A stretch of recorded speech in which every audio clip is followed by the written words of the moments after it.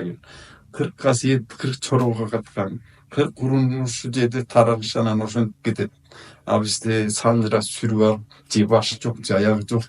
Анан баягы мен изилдегенде ушул кыз чороо дегендечи ошондо түп 40 чороонун касиетин көтөргөндө анан биздин немебиз кетет бойгончу. Ошолордун желегин көтөрүлөт. Анан Манастан жанагы Теңир белгилеп атпайбы? Манастын эң таңгал. Ал жаңылыш, ал Теңирдин белгиси. Ал Манас Теңирден өзгөргөндөн кийин ал эң таңга болуп Манаска түшкөн. Мен азыр эмечи таштагы белгилер жазылып калган да.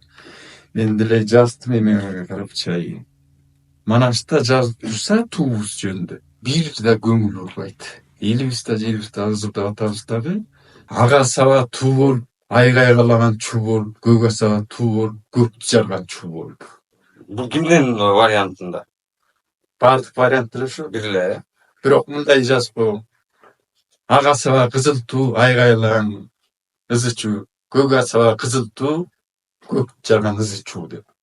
Андай да жазып, андай да варианты барбы? Ошону алып чыгышат да кайра. Эки баарында Саякбайда, Сагынбайда бар, Манашта бар. Ал тиги өзү асаба деген туу да болчу. Желбиреп турган. Кызыл дегени жана таягын айтып атышат. Кызыл ошо эме кылып, эме ушундай көрүнгөн үчүн айтканда. Ал туу эмес да. Желекти кармап турган туу да. Көк менен ак болгонун айтып атпайбы биздечи. Кадимкидей Манашта айтып атса, көңүл буруп эле кызыл болгон, тиги болгон, анан бул болгон, анан жаңылышып кетет. Түндүктү карасаңар, ачык асман көрүнөт, туурабы? Бизге жалаң кызыл көрүнөбү? Кызылды жети түстүн сырын билген кыргыз деле ушуну айырмалай алат. Ал ошол тууну алып атканда түштүктөр бул эме, көк деген бул эмненин туусу деп койгон деги. Өлгөндүн деп азанын тоюсу деп да.